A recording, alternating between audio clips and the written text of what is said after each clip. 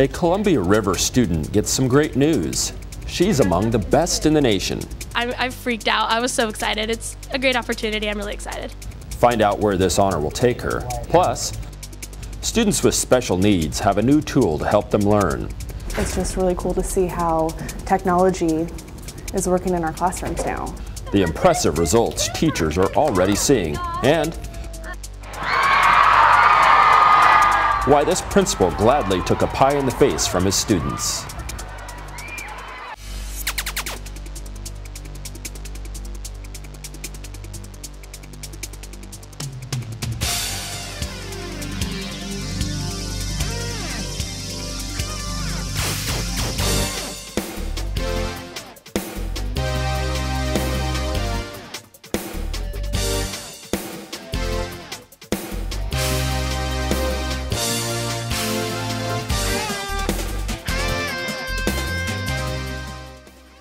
Hello and welcome to In the Know. I'm Chad Young. A Columbia River senior is one of only 4 students from across the country to earn All-American status and a trip to Texas. As Nick Vole reports, this is the 2nd year in a row a Vancouver student is named one of the nation's best and brightest. Columbia River High School video production teacher Janine Blackwell has one word to describe senior Danielle Beyrouti. She's awesome. Beyrouti is one of just 4 high schoolers from around the country to be named to the All-American Video Crew. The honor was handed out by NewTek, a television industry leader in field production equipment. I was in my English class and they had the security guard come and get me. She's like, "You're in a bunch of trouble, Danielle. We have to call up the superintendent of the school district. You're in so much trouble." So I'm crying and I'm in there. I'm like, "I don't know what I did. I never get in trouble." And they called up the guy from NewTek and he's like, "You won." And then I started crying because I was happy. The prize is an all-expenses-paid trip to San Antonio and a chance to work on a professional television crew for the All-American Bowl game. Danielle is great in front of the camera. She co-hosts the school's morning announcements and its news program, CR News. In the mornings, Danielle does announcements and CR News right here, but she didn't win this award for her work in front of the camera. She won it for editing, which really shows the wide variety of skills kids here at Columbia River High School are learning in video production class. Danielle's winning entry was a highlight video of the football team. It's 4 football games, so all of that video time. Then I had to edit all of it and put it all together. I'd say probably a total of 25, 26 hours. I mean, I worked a long time on it. She is so passionate and dedicated to her video work and what she does. It totally comes through in the videos she produces. Thousands of kids entered the contest and only 4 were selected. This is the 2nd year in a row that a student from Vancouver Public Schools has been named to the All-American Video Crew after Clint Saylor from Skyview High School was selected last year. 5 high schools in the district have video production classes that equip students with job-ready skills. It just shows us that the teachers know what they're doing. We get great grants from, people who donate their equipment for us to learn on. And, I learned everything I know in this class, so. She has mad skills. She will be able to go far in this career if she chooses to do it. For In the Know, I'm Nick Vole. I hear other sounds. Danielle is hoping to get into the University of Oregon School of Journalism and Communication. Her career goal is to work in TV news or as a photojournalist. As you saw, Danielle hosts CR News, produced by Columbia River video production students. They put out a news show about once a month with stories about the river community. Check it out on Comcast Channel 28 and at youtube.com/VanSDTV. Danielle isn't the only outstanding student at River. Another, Monica Bottleberg, is a state champion swimmer. Monica's dad gave us this video of her winning race, the 200-meter freestyle. Her time was just over 1 minute and 50 seconds. That was more than 4 seconds faster than her closest competitor. It was a great feeling. It was the best time, so it felt really strong and I was really happy with it. I really wish I would have went under 150, but can't complain with a state title. So. Monica's only a sophomore, so she still has 2 more seasons to compete. She says her goal is to win more state titles. Swimming runs deep in the Bottleberg family. Her mom was a swimmer and her father a diver when they went to college in North Dakota. Her older sister was also a state champ at Columbia River a couple of years ago. Congratulations go out to Eisenhower Elementary School. It's been named a 2011 School of Distinction. Eisenhower improved its standardized test scores over 5 years and was above the state median for math and reading levels. It's one of 9 schools in Southwest Washington to earn the honor. Several educational organizations teamed together to hand out the award. Eisenhower will be formally recognized in a ceremony in January. A longtime friend of education in our city, the Vancouver School District Foundation, is making some big changes.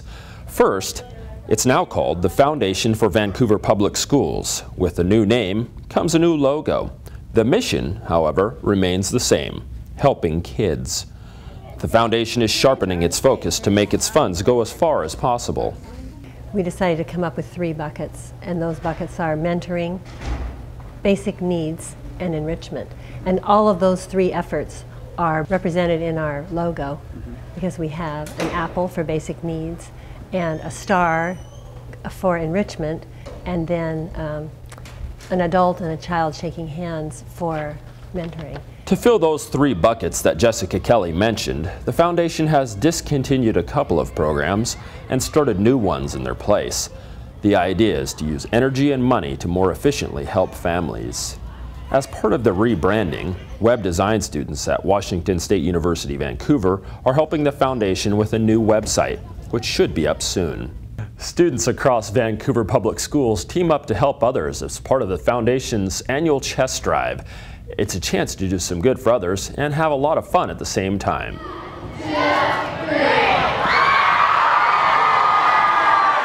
Geyser students scream with delight as school administrators take a pie in the face.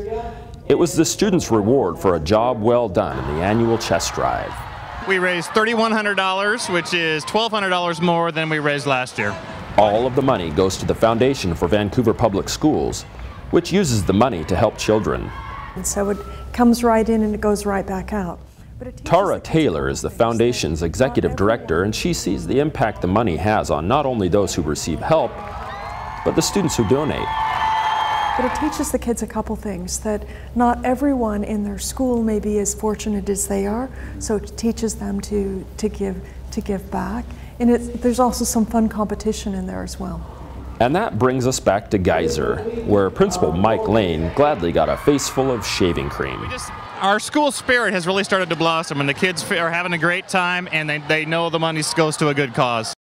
Here at Geyser Middle School, more than 50% of the students are on free and reduced lunch.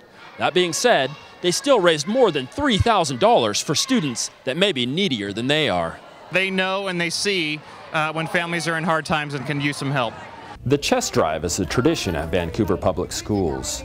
It started by kids donating their change, donating their pennies, their penny drives. So we would literally get buckets of change that would come in from all the kids in the district. The foundation turns those pennies into real help for struggling families. It's just a little bit at a time really adds up and can make a difference.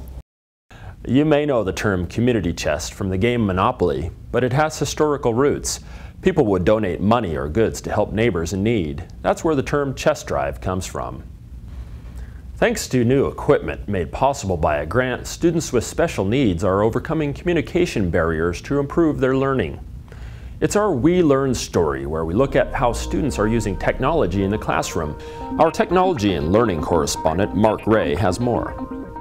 Many of us take for granted the ability to communicate, the ability to share our ideas and thoughts with others. In school, that means participating in classroom discussions, in responding to the teacher and talking with friends. But many special needs students struggle with the basic ability to communicate. Now a new technology has come along that provides them a voice in the classroom and is changing their lives. Now they're progressing at a much quicker rate than we ever saw in the last 6 years that I've been doing this. Because most of the students at Houck Elementary's Structured Communication Center are nonverbal, getting through can be a challenge. But using iPads and software called Proloquo to Go, kids can not only listen to their teachers, now they can also respond. And it's an amazing feeling to see a kid who felt that way and we didn't know, and they were having tantrums and hurting themselves, and then now they're able to communicate it to us, and we don't have those tantrums anymore. Once the frustration of not being understood is taken away, teachers and students can focus on lessons, not behavior. Well, a lot of our kids are nonverbal, so they can't tell us the month or the day of the week, so they can use the iPad to show us. Today is Wednesday. The software also works for students who are verbal but need a little extra help. Thursday. Nice job. Thank you. We say, this is a table, and the kids are supposed to say, this is a table. Well, some of them will say, this a table, or a table, and they won't use all of those words that they need to make an articulate sentence. So once they heard the iPad say it, 2 of our kids, it took 2 days of them hearing it on the iPad, and now they say, this is a table. They don't leave out any of those other words. The iPad interface blends learning styles so children who absorb information differently can all understand the same lesson. Kids can read, hear, and touch the words. The iPad interface also makes learning more engaging, which extends work sessions and boosts productivity in class. There's lights behind it, there's a lot more motivation behind it, there's sound effects that make it super exciting when they get the right answer. It's very reinforcing. Even though the iPads have only been in the classroom for a few months, teachers say they're already seeing results. And the things that they're doing this year, I would have never guessed last year. So the progress and the amount of potential that's there is just mind-blowing. It's very exciting. Houck Elementary teacher Melissa Cantwell was responsible for writing the $25,000 grant that brought this tool to her school as well as others in the district. It's just another example of how we learn differently using technology in Vancouver Public Schools. I'm going to be sharing many more stories in the coming months. Until that time, for In the Know, I'm Mark Ray. It's a time of year when parents and kids are on the lookout for snow. Vancouver Public Schools decides early in the morning if weather is too severe to have a normal school day. There are a number of ways to find out if the school is canceled or delayed. Go to vansd.org and click on Emergency School Network. You can also go to www.flashalert.net, then navigate your way to Clark County and Vancouver Public Schools. Through Flash Alert, you can also sign up for text or email messages. Of course, local TV and radio stations will have closure information. You can also dial the school district's closure information line at 313-1401. Sometimes the best ideas are so obvious, most of us completely miss them. But at Columbia River High School, 2 freshmen are improving school culture by doing what comes naturally. Helen Raptis has the story. Good morning, welcome to Phillips class. Nice hat. Columbia River freshmen Joey Bean and Ben DeLong are morning people. Every morning I come a little early and I just greet people as they walk by and welcome Mr. Liberatore's class and just try to make their day. Sometimes people just need having a bad day or something, and just simple hi would help them, so sit at the door and say hi. That simple act of saying hello to each and every person who passes by has a ripple effect. I think it just makes them feel better about themselves. It's kind of like they're more excited, their day's gonna go better. First, people think it's kind of funny, you know, he's kind of loud about it. What's up, buddy? What's up, buddy? The residual effect of that is that it kind of puts people in a good mood. It sets a good tone for the period. The greeters are part of a concerted effort by staff and students to tear down barriers between students. We talked about respect and integrity and just building a community. It's an absurdly simple idea, one that's amazingly effective. With a smile and a kind word, Joey and Ben feel like they're spreading positivity all over their school, one classmate at a time. I think it's affecting everybody that walks by, that sees that there's somebody that cares about other people, saying hi every morning to people. Everyone's been happy ever since. They just smile and they walk by and seem like they're happy to go to class now. For In the Know, I'm Helen Raptis. Students in the AVID program do some greeting of their own by ringing bells for the Salvation Army. Students from Fort Vancouver spent a chilly afternoon outside Macy's, Penny's, and Nordstrom at the Vancouver Mall.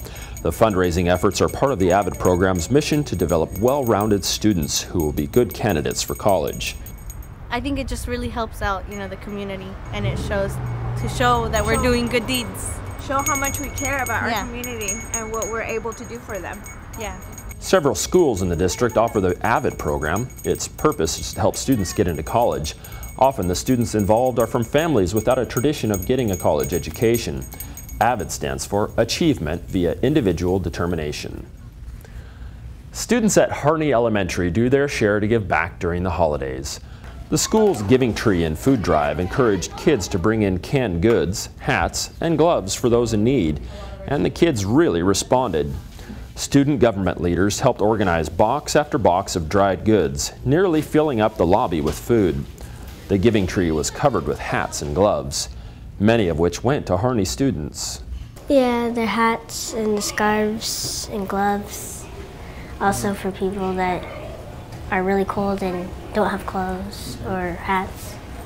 Yeah, especially nowadays in the mornings it's so cold, so if you like walk to school or something or have to stand outside for the bus, then it's good to keep your hands and head warm and stuff. In all, the students collected more than 1,600 pounds of food, 200 sets of gloves, and about 75 hats and scarves. The school wants you to know it's still accepting donations for next year's Giving Tree.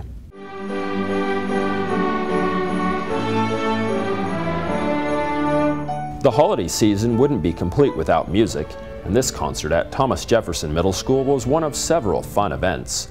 Parents gathered to hear holiday songs, a multimedia presentation of Civil War photos and music, and a striking viola and vocal performance by a VSAA senior.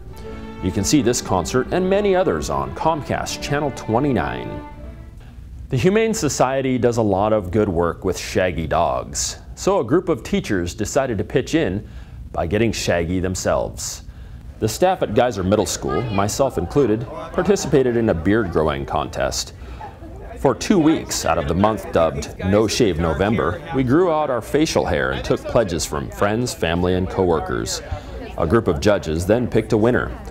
Geyser's mascot is the Grizzly, so student teacher Tracy Martin was crowned King of the Grizzlies. I won at growing a beard. I guess that's a pretty good thing. This is actually the first No Shave November I've ever even done, so works for me. Okay. Here are some before and after photos of the contestants, including yours truly. In all, 500 pounds of pet food went to the Humane Society. Geyser staff delivered the food later that afternoon. Well, that's about it for us. Thanks for watching In the Know. I'm Chad Young.